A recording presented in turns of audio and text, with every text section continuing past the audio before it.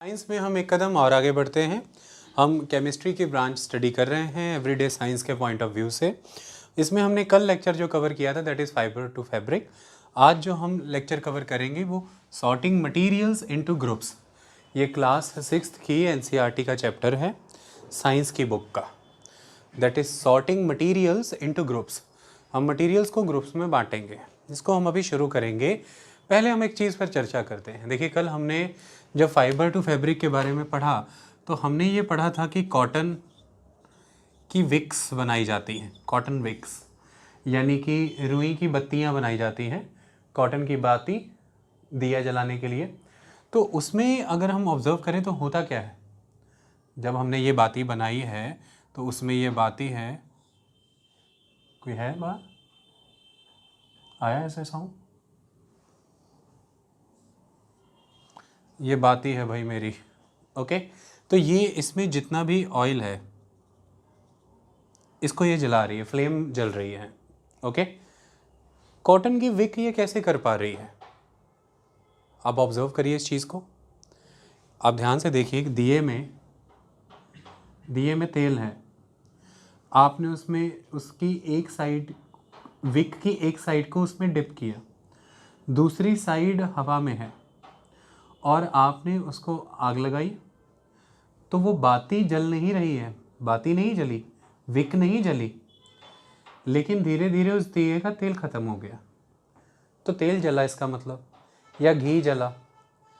जबकि आप एक पेपर को आग लगाइए, एक पेज को आग लगाइए, वो जल जाता है थोड़ी देर में। पर यहाँ पर जो बाती थी उसकी आगे की टिप जो है उसका हल्का सा एंड थोड़ा ऐश में कन्वर्ट होगा, बाकी बाती पूरी की पूरी वैसी रह जाएगी, तो वो तो नहीं चली। तो ये कई तरह की मटेरियल्स की अपनी खासियत होती है, ओके। हम यहीं से चीज़ों को शुरू कर रहे हैं। अब यहाँ पर कॉटन विक जो है, हमने पढ़ा था कि जो यार्न होता है उसके बेस में होता है बहुत ही थिन स्ट्रैंड्स, और ये स्ट्रैंड्स से भी छोटा होता है the fibre, the cotton fibre. तो कॉटन फाइबर को रोल करके आप बाती बनाते हैं। पर कभी भी नोटिस करिएगा, आपके घर वाले आपको हमेशा ये समझाएंगे कि बाती बहुत मोटी नहीं बनाते, बारीक बनाते हैं, बाती बारीक बनाते हैं। पर इतनी भी बारीक नहीं बनाते हैं कि वो तेल को एक जगह से दूसरी जगह ले जा ना सके। तो ना मोटी, ना बहुत ज़्यादा मोटी, ना बहुत ज़्यादा पतली, ठीक ठीक। लेकिन टिप जो है वो बारीक रखते हैं, उसकी टिप जो है वो बारीक रखते हैं, ओके।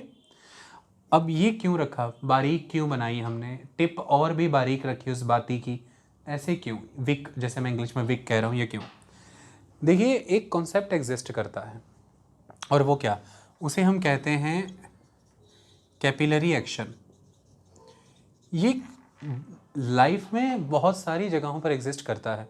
मैं छोटे छोटे उदाहरणों के तौर पर ही आपको समझा देता हूँ।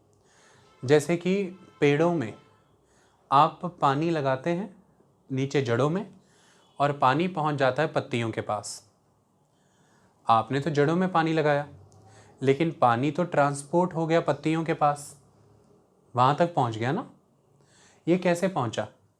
एक्चुअली तो जो प्लांट्स की और ट्रीज़ की जो लीव्स होती हैं, वहाँ से पानी एटमॉस्फेयर में वापस चला जाता है। इसे इवेपोट्रांसपीरेशन कहते हैं, है कि नहीं? तो हम ये भी कहते हैं ना कि पेड़ पौधे मत काटो, इससे वर्षा कम हो रही है, बरसातें, क्योंकि जो ह्यूमिडिटी प्रोवाइड करनी है नेचर में वाया द इवेपोट्रांसपीरेशन, उसकी जिम्मेदारी तो पेड़ों की है।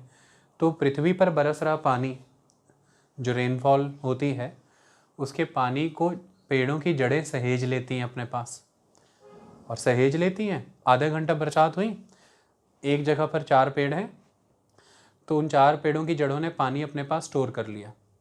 आधा घंटे बरसात हुई, उसी जगह पर एक भी पेड़ नहीं है, पानी बरसा, बह गया, वेस्ट हो गया। अब पहले केस में जब पेड़ों की जड़ों ने उस पानी को सहेज लिया आधे घंटे में, अब कितनी देर में, लंबे समय में वो धीरे धीरे धीरे ऊपर लीव्स तक जाता रहेगा, जाता रहेगा, जाता रहेगा, और फिर इवेपोरेट होता रहेगा पर्यावरण में। तो पर्यावरण को ह्यूमिडिटी मिलती रहेगी, और वही ह्यूमिडिटी जो नेचर में है एयर के अंदर, द वाटर वेपर्स, वही वापस से टेम्परेचर रिसीव करके गर्म होके वही एयर पैकेट ऊपर उठेगा, तो हवा ऊपर उठेगी, कंडेंस होगी और फिर उसी कंडेंसेशन से रेनफॉल होगा।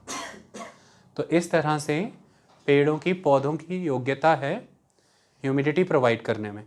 तो जहाँ पर पेड़ पौधे होंगे भी, उस कॉलोनी का या उस घर की बालकनी का या उस पूरे घर का माहौल भी थोड़ा ह्यूमिड होगा, वहाँ पर थोड़ा ह्यूमिड एटमॉस्फेयर रहेगा।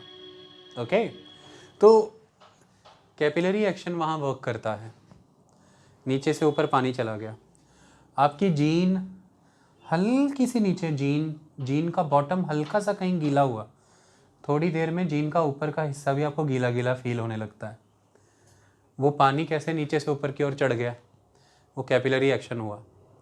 आपने कॉटन का एक फैब्रिक पकड़ा है हाथ में, कॉटन का रुमाल, आप रुमाल यूज़ करते हो जिसे हैंकी कहते हो या हैंडकरचीफ, आपने उसका टिप हल्का सा गीला किया, आप नोटिस करेंगे कि आपने जो उसका टिप था उसका इतना का पॉइंट ही गीला किया था, लेकिन बस थोड़ा हल्का सा वेट करें, वो यहाँ तक गीला हुआ पाया जाएगा।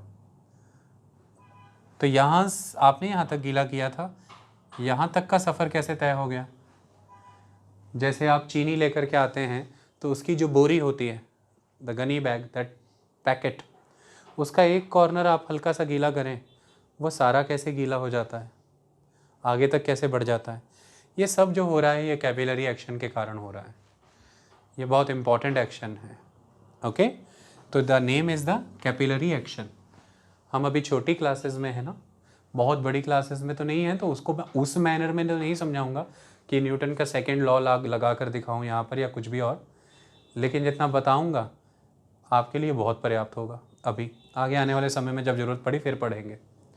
तो कैपिलरी एक्शन का मेन एस्पेक्ट क्या है उसको समझिए। ये एक तरह से ये एक्शन या ये इफ़ेक्ट या ये कह लें मोशन, तो कैपिलरी इफ़ेक्ट या कैपिलरी मोशन भी पुकारा जाता है। ये एग्जीक्यूट होता है लिक्विड में, और लिक्विड में भी ये मेनली एग्जीक्यूट होता है वाटर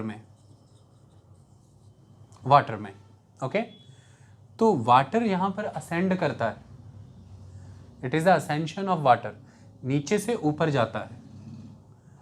आप ऐसा समझ लीजिए, बिना किसी एक्सटर्नल फोर्स की मदद के, आप कोई फोर्स नहीं लगा रहे हैं, फिर भी पानी एक पॉइंट से दूसरे पॉइंट तक गया, और वो पॉइंट भी यहाँ पर ऐसा नहीं है कि हॉरिजॉन्टल है, वो पॉइंट भी यहाँ पर, क्योंकि जब आपने बाती डाली है तो जहाँ फ्लेम जल रही है वो पॉइंट, जो रीजन उस बाती का डिप है ऑयल में, उस पॉइंट से ऊपर है, हाइट वाइज वो ऊपर है।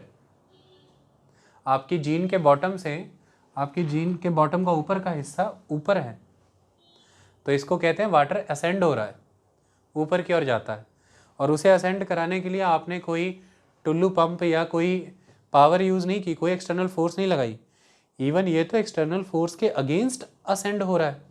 कौन सी एक्सटर्नल फोर्स? इस पर ग्रेविटी तो लगी रही है ना, तो ये ग्रेविटेशन के अगेंस्ट ऊपर जा रहा है ना, यानी कि दिए की बाती का ये जो ये हिस्सा है, ये हिस्से के मुकाबले ये हिस्सा तो बहुत ऊपर है, हाइट का इतना फ़र्क है, और एक्चुअली ग्रेविटेशन तो लगी रही है, तो ग्रेविटेशन के इनफैक्ट अगेंस्ट जा रहे हैं आप, तो एक्सटर्नल फोर्स की मदद भी नहीं मिल रही, उल्टा एक एक्सटर्नल फोर्स यानी कि ग्रेविटेशन, आप उसके अगेंस्ट जा रहे हैं, working against the gravitation. Okay, ये इंपॉर्टेंट चीज़ है। तो ये कैसे हो पा रहा है, ये सोचने के विचार है। कैपिलरी एक्शन में कैपिलरी वर्ड जो है, इसको आप ऐसा इस्तेमाल करिए कि ये नैरो स्पेसेस होते हैं, द नैरो वेसल्स।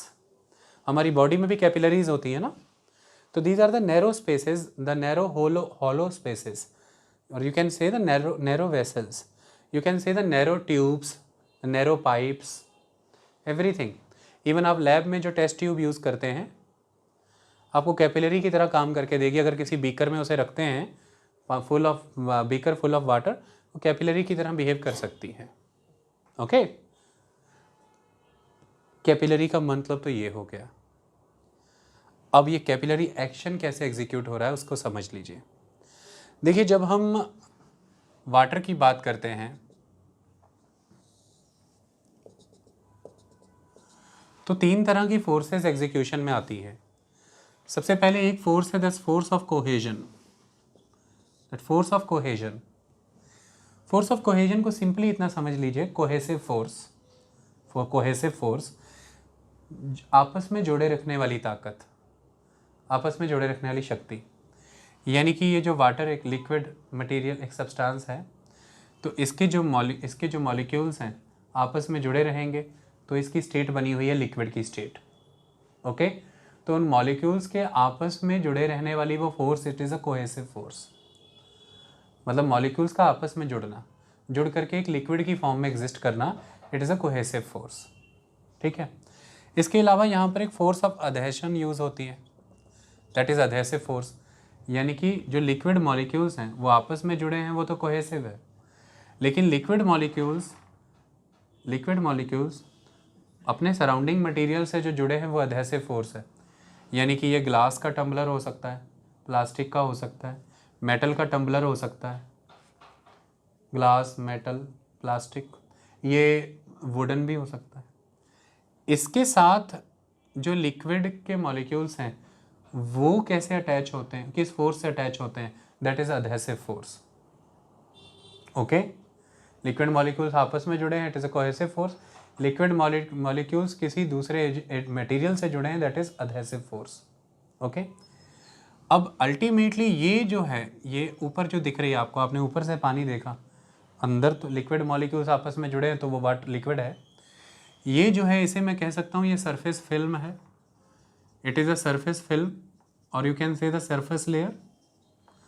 ऐसा है ना, ऐसा आपने कभी देखा, आपने ये सरफेस लेयर को ऐसा कभी नोटिस किया कि ये सरफेस लेयर ऐसे कट गई हो, ऐसे कट गई हो और ये गैप आ गया हो वाटर में, आपको ग्लास का बॉटम दिखने लग गया हो, ऐसा कभी हुआ?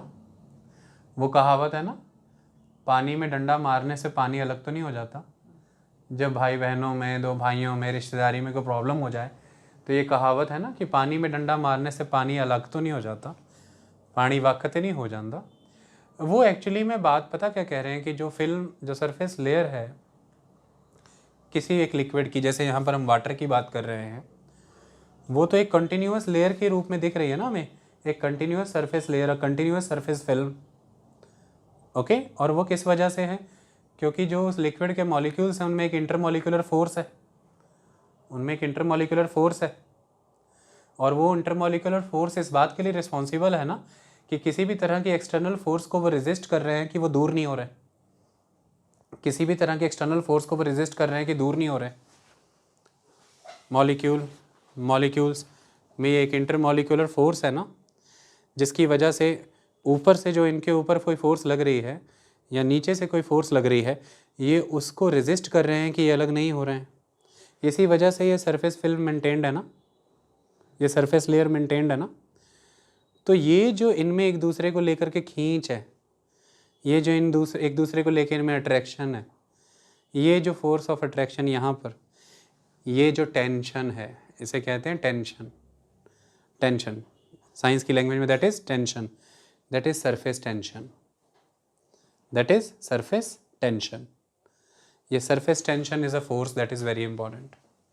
ये सरफेस टेंशन ही है ना जिसके कारण बुलबुला फूटता नहीं है। झाग बाथरूम में नहाते हुए या बच्चों को देखा होता बुलबुले बनाते हैं, वो जो बुलबुला बना हुआ है उस बुलबुले को तो बाहर से बहुत सी फोर्सेस लग रही हैं, अंदर से भी लग रही होंगी, लेकिन फिर भी उस बुलबुले की वो जो फिल्म है, वो फिल्म है, वो ब्रेक क्यों नहीं हो रही? Due to its surface tension, due to its surface tension.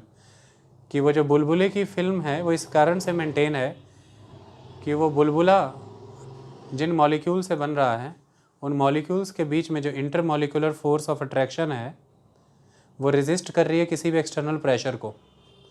जब वो रेजिस्ट करना बंद कर देगी तो बुलबुला फूट जाएगा। फिल्म 1 सेकंड में ख़त्म होगी और मैं करके दिखा दूंगा, आप बुलबुला ले लेना। और आप में जब बहुत ज़्यादा शैतानी छा जाती है कि अब ये बुलबुला फोड़ना ही है, तो आप कभी भी उंगली मारना, पड़क, जैसे ही आपने उसको उंगली मारी तो उन जो फिल्म थी उस बुलबुले की, यानी कि बबल की, उस फिल्म को बनाने वाले मटेरियल के जो मॉलिक्यूल्स थे, उन मॉलिक्यूल्स की जो इंटरमॉलिक्यूलर फोर्स ऑफ अट्रैक्शन थी वो आपके इस इम्पैक्ट के सामने कमज़ोर पड़ गई, खींच कम पड़ गई। अब उनकी जो इंटरमॉलिक्यूलर फोर्स ऑफ अट्रैक्शन यानी कि जो टेंशन है वो यहाँ पे नाकाम हो गई, फिल्म उसी समय ख़त्म हो गई, बुलबुला फूट गया। तो जब आप टेबल पर पानी गिराते हो तो पानी गिरने के बाद उस समय तो एकदम से सारा सरफेस में पानी इकट्ठा दिखता है, थोड़ी देर बाद देखते हो पानी आइलैंड से बना लेता है, पानी आइलैंड बना लेता है। या टेबल पर जब आप ड्रॉपर से पानी ड्रॉप करते हो, एक बूंद तो जहाँ जहाँ ड्रॉप करते हो आप देखते हो कि बूंद बन जाती है, बूंद की फॉर्म में वो रहता है। वो किस वजह, वो जो सरफेस फिल्म मेंटेन हो पा रही है किस वजह से? सरफेस टेंशन के कारण। सरफेस टेंशन ही नहीं होगी तो ये सारी कहानी ख़त्म हो जाएगी। आई बात समझ में? इसलिए आप देखेंगे कि थोड़ा सा अगर पानी हल्का सा विस्कस है, उसकी सरफेस टेंशन थोड़ी ज़्यादा यहाँ पर रह रही है तो वो ड्रॉप प्रॉपर रहती है। पानी की बूंद की ड्रॉप थोड़ी जल्दी हर्ट हो जाती है। दोनों की एक एक बूंद गिराना, दोनों की एक एक बूंद में फिर आपको फ़र्क नज़र आ जाएगा। ओके, तो that is the surface tension. Clear? तो अब यहाँ पर तीन फोर्सेस हमेशा काम करती रहती हैं, force of cohesion, force of adhesion और force of surface tension. Okay, जब आप बहुत ज़्यादा एयर प्रेशर मारते हैं, एक वाटर टम्बलर लीजिए, उसमें बहुत ज़्यादा एयर प्रेशर मारिए, बहुत ज़्यादा, तो आपको उसका बॉटम दिखने लग जाता है, सरफेस फिल्म ब्रेच होना, सरफेस फिल्म का ब्रेच होना, upper surface level film breach हुई तो उसके इमीडिएट नेक्स्ट लेवल पे भी तो एक सरफेस फिल्म है, वो भी ब्रेच हुई, उसके इमीडिएट लेवल पर भी तो एक सरफेस फिल्म है, वो भी ब्रेच हुई। तो हर एक सरफेस की फिल्म का ब्रेच हो जाना अगले सरफेस की फिल्म का एक्सपोज होना होता है, फिर वो भी ब्रेच हो जाती है। कहने का मतलब यही है कि वो जो लिक्विड को उसकी लिक्विड की स्टेट देने वाले मॉलिक्यूल्स के बीच की एक कोहेजन फोर्स है, that intermolecular force of attraction, वो है, इसीलिए एक सरफेस फिल्म है। ओके, इसलिए that there is a surface tension. Okay, बात समझ में आई? लेकिन आप इतनी ज़्यादा एयर प्रेशर लगा सकते हैं कि फिर आपको बॉटम दिखना शुरू हो जाए, वाटर स्कैटर हो जाएगा, पानी स्कैटर हो जाएगा। Okay, that's all. और दूसरी तरफ आप ऐसा कोई ट्विस्ट करिए, जैसे वॉशिंग मशीन में पानी डाला है, आप उसे इतनी ज़बरदस्त तरीके से ट्विस्ट कर रहे हैं कि उसका बॉटम दिखने लगा वॉशिंग मशीन का, पानी मार्जिन्स पे रह गया सारा। ओके, ये चीज़ है। तो ये तीन फोर्सेस काम करती हैं। अब इन तीन फोर्सेस के तहत क्या होता है, जैसे सपोज कीजिए कि ये ट्यूब है, अब इस ट्यूब में ये पानी है,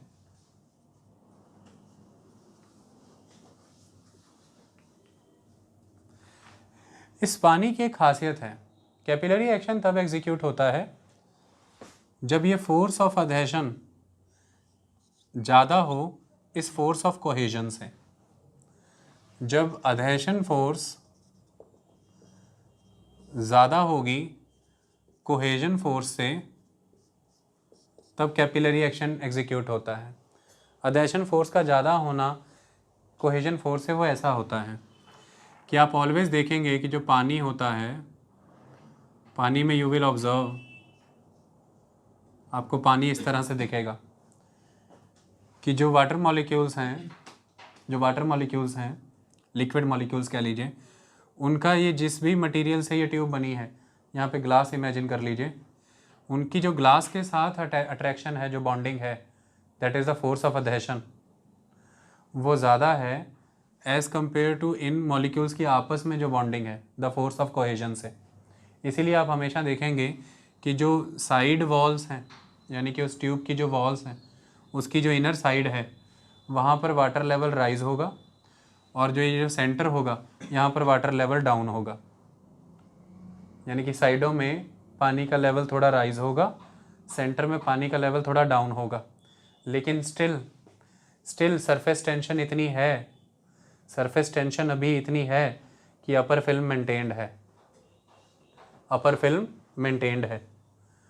फिल्म मेंटेन्ड नहीं रहेगी अगर, तो जो साइड वॉल्स की इनर साइड्स ने फोर्स ऑफ अधेशन के कारण वाटर मॉलिक्यूल्स को अपने साथ टाई कर रखा है, तो इसने वाटर मॉलिक्यूल अपनी तरफ खींचा, उसने वाटर मॉलिक्यूल अपनी तरफ खींचा, पानी तब तक ऊपर चढ़ेगा जब तक इन दोनों वाटर मॉलिक्यूल्स को साथी वाटर मॉलिक्यूल मिलते रहेंगे।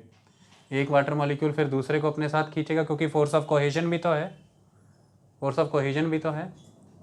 अधेशन ज़्यादा है, कोहेजन से अलग बात है कि पहले आप साइड वॉल्स की तरफ जा रहे हैं, लेकिन फिर एक सच ये भी तो है कि फोर्स ऑफ कोहेजन भी है। एक वाटर मॉलिक्यूल की दूसरे वाटर मॉलिक्यूल के साथ अट्रैक्शन भी तो है, वो जिधर को जाएगा उसे खींचने की कोशिश करेगा ना। तो जब आप पानी टेबल पर बिखराते हैं तो मैंने ये कहा कि उनके बीच में थोड़ी देर में देखें तो आइलैंड आइलैंड बन जाते हैं, लेकिन अगर दो ड्रॉपलेट्स एक दूसरे के बहुत क्लोज हैं तो वो जुड़ भी तो जाती है इमीडिएटली।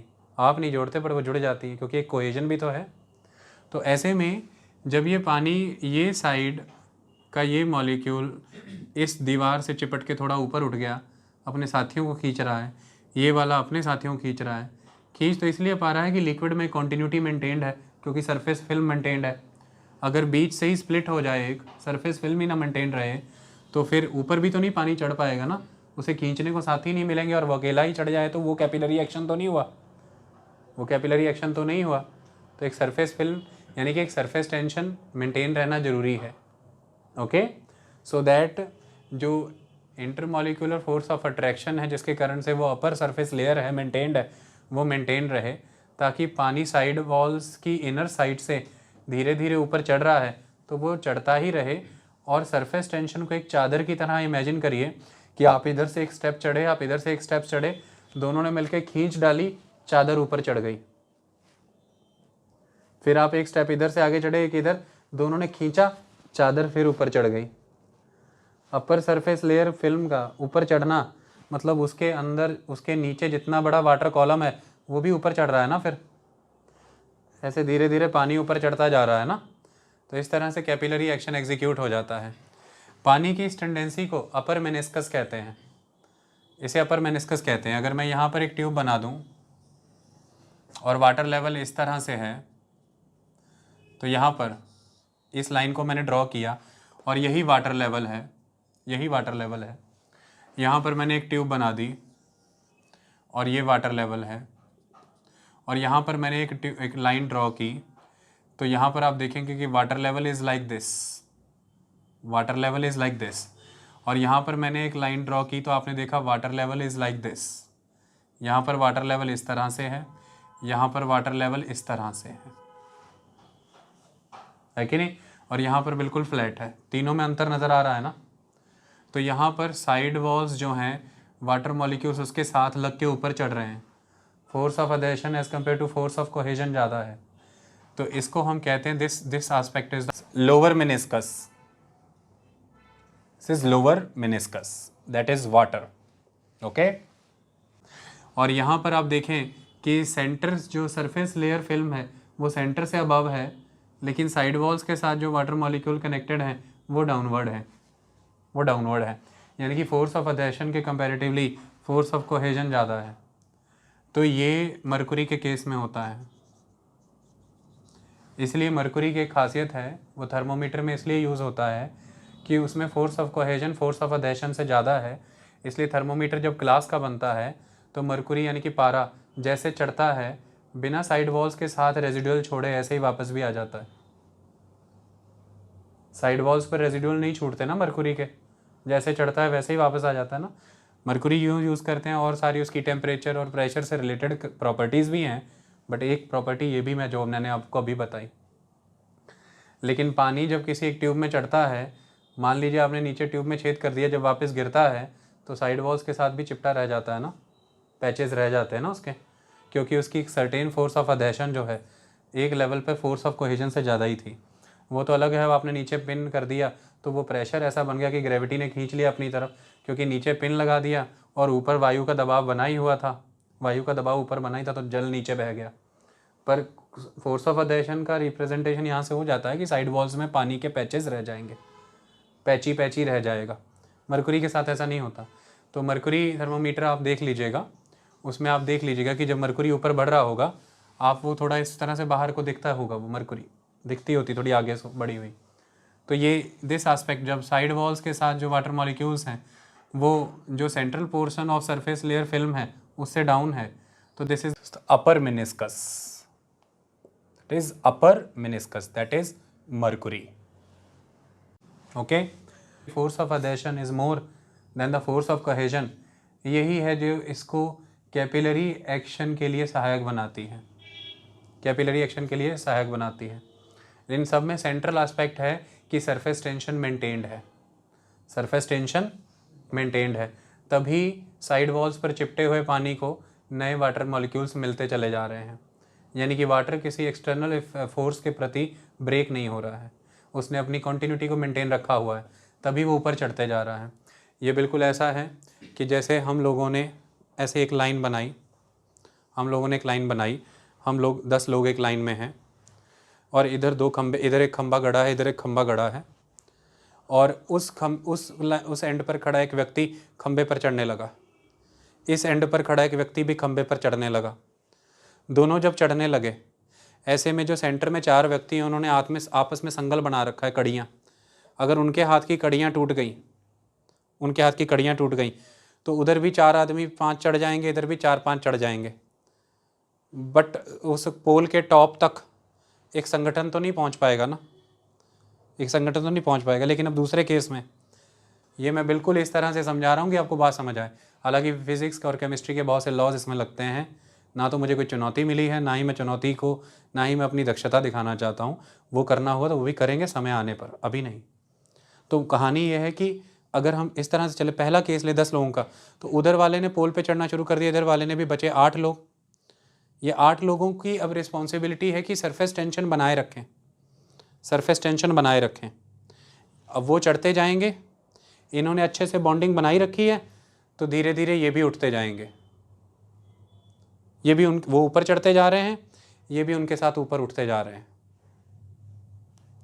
ऐसे में वाटर कॉलम ऊपर उठ रहा है, ऐसे में संगठन ऊपर उठ रहा है, ऐसे में इन 10 लोगों के पीछे जो और 10 लोग हैं, और 10 लोग हैं, और 10 लोग हैं, और 10 लोग हैं, सारे सरफेस फिल्म अगर मेंटेन्ड है तो पीछे, यानी कि इस सरफेस के नीचे जितना माल है वो सारा साथ के साथ ऊपर उठेगा। तो सरफेस टेंशन की इतना महत्व है, सरफेस टेंशन का इतना महत्व है।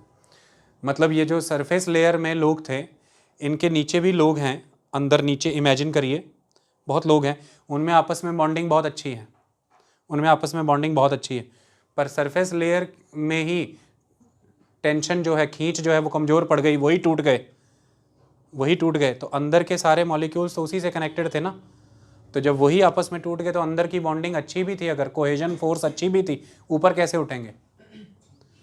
फिर नेक्स्ट, इनके टूटने के बाद जो नेक्स्ट इमीडिएट लेयर होगी वो सरफेस लेयर हो जाएगी।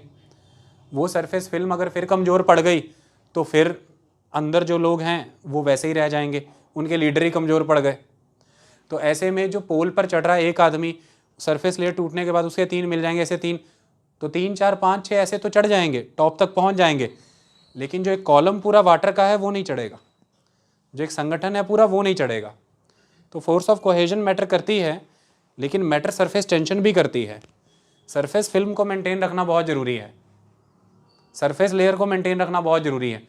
वही सरफेस लेयर जिम्मेदार है उस पोल पे चढ़ रहे आदमी को इनपुट प्रोवाइड करने के लिए, इस पोल पर चढ़ रहे लोगों को इनपुट प्रोवाइड करने के लिए, और इन्हें कंटिन्यूस इनपुट मिलती रहे, वो सरफेस लेयर के वाया ही मिलेगी। और जैसे जैसे वो ऊपर चढ़ेंगे तो सरफेस लेयर भी चढ़ेगी, अंदर जितना भी माल है, जितने भी लोग हैं, जितना भी पानी है, वो भी चढ़ेगा, वो भी चढ़ेगा। आई बात समझ में? तो ये कहानी है। तो पानी रखा हमने, जो कोने पर पानी के मॉलिक्यूल्स हैं, मैं और मेरे सामने मेरा पानी मॉलिक्यूल है, हम दोनों बातें कर रहे हैं, एक दूसरे में डूबे हुए हैं, एक दूसरे में विलीन है। लेकिन अब मुझे इमेजिन करिए मैं यहाँ कोने वाला मॉलिक्यूल हूँ और वहाँ भी मेरा एक साथी कोने वाला मॉलिक्यूल है, और यहाँ इमेजिन करिए ये मेरा साथी मॉलिक्यूल है। मैं इससे बातों में विलीन था, लेकिन एकदम से मैंने अपने सराउंडिंग मटेरियल को देखा, इससे मोहब्बत हो गई मुझे, इससे मोहब्बत। इधर से मुंह फेर के थोड़ा इसको चिपट गया, इसको जैसे ही चिपटा थोड़ा इसकी तरफ हो गया, इसकी तरफ जैसे ही उसने बोला अरे किधर किधर किधर, तो मैंने बोला कोहेजन तो है ना हमारे में, तू भी आ जा, तू भी आ जा। तो फोर्स ऑफ अधेशन जैसे ही मेरी इसकी, मैं दिख रहा हूँ ना कैमरे में, तो फोर्स ऑफ अधेशन जैसे ही मेरा बढ़ा इसकी ओर, उस साइड वॉल की ओर,